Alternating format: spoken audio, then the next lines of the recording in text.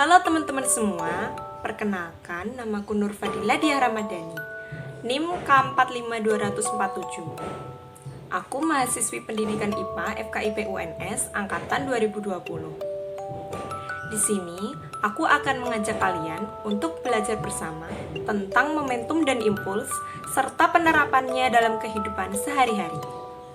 Jadi, simak videonya sampai akhir ya.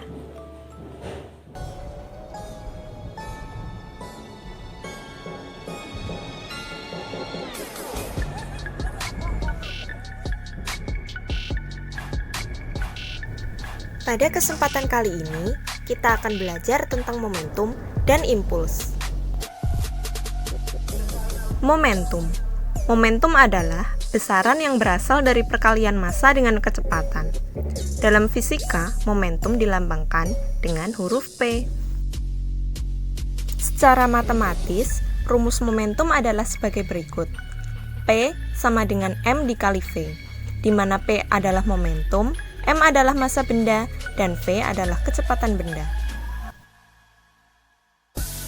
Selanjutnya adalah hukum kekekalan momentum. Hukum kekekalan momentum menyatakan bila tidak ada gaya dari luar yang bekerja pada benda-benda yang melakukan interaksi atau resultan gaya dari luar yang bekerja pada benda-benda adalah 0, maka jumlah momentum benda-benda sebelum mengadakan interaksi selalu sama dengan jumlah momentum benda-benda setelah mengadakan interaksi. Hukum kekekalan momentum berlaku pada peristiwa tumbukan benda, interaksi dua benda, peristiwa ledakan, peristiwa tarik-menarik, dan juga peristiwa jalannya roket maupun jet. Jumlah momentum awal kedua benda sebelum tumbukan adalah sigma P sama dengan P1 ditambah P2 atau M1 dikali V1 ditambah M2 dikali V2. Sedangkan jumlah momentum akhir kedua benda sudah tumbukan adalah sigma P aksen sama dengan P aksen 1 ditambah P aksen 2 atau M1 dikali V1 aksen ditambah M2 dikali V2 aksen. Impuls. Impuls adalah hasil kali gaya impulsif rata-rata dan selang waktu singkat selama gaya impulsif bekerja. Impuls merupakan besaran vektor dan arahnya searah dengan arah gaya impuls F. Secara matematis, rumus impuls adalah sebagai berikut. I sama dengan F dikali delta T, atau F dikali T2 dikurangi T1, di mana F adalah gaya, delta T adalah selang waktu, T1 adalah waktu awal, T2 adalah waktu akhir, dan I adalah impuls.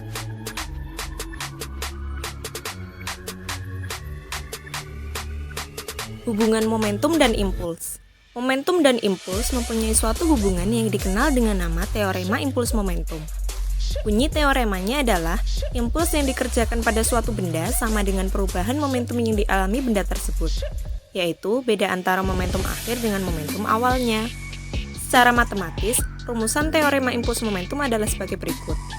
I sama dengan delta P atau P akhir dikurangi P awal, dan F dikali delta T sama dengan M dikali V akhir dikurangi M dikali V awal.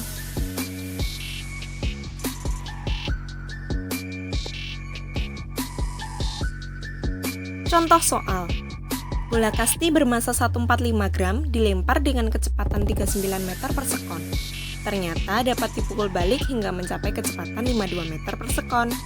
Hitunglah impuls yang terjadi pada bola kasti. Diketahui, M sama dengan 145 gram atau 0,145 kg. V sama dengan 39 meter per sekon, dan V aksen sama dengan 52 meter per sekon.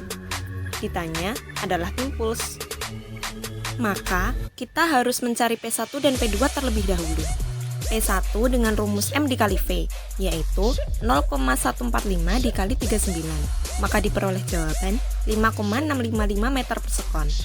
Lalu, P2 dengan rumus M dikali V aksen, yaitu 0,145 dikali 52, dan diperoleh hasil 7,54 meter per sekon. Kemudian, kita mencari I dengan cara P2 dikurangi P1, yaitu 7,54 dikurangi 5,655. Dan diperoleh hasil 1,855 Newton second. Jadi, impuls yang terjadi pada bola kasti adalah 1,855 Newton second. Penerapan momentum dan impuls dalam kehidupan sehari-hari. Contoh pertama adalah pistol. Pada saat peluru ditembakkan ke depan, pistol akan tertolak berlawanan arah dengan arah gerak peluru, yaitu ke belakang. Dan momentum pistol mundur ke belakang besarnya sama dengan momentum peluru yang ditembakkan. Yang kedua adalah kantung udara yang terdapat dalam mobil. Fungsi kantung udara antara lain sebagai pengurang momentum karena pengendara bergerak ke depan dengan cepat, dan sebagai sebuah impuls untuk mengurang momentum pengendara sehingga menjadi nol dan menghentikan laju pengendara. Yang ketiga adalah roket. Perubahan momentum udara yang terjadi di dalam roket menyebabkan roket mengerjakan gaya vertikal ke bawah. Sesuai dengan hukum 3 Newton, muncul reaksi, yaitu udara dalam roket mengerjakan gaya pada roket dengan besar yang sama, tetapi arahnya berlawanan. Sehingga gaya yang dikerjakan udara dalam roket berarah vertikal ke atas. Gaya vertikal ke atas yang bekerja pada roket inilah yang kita sebut sebagai gaya dorong pada roket, sehingga roket dapat bergerak naik. Cukup sekian video dari aku kali ini.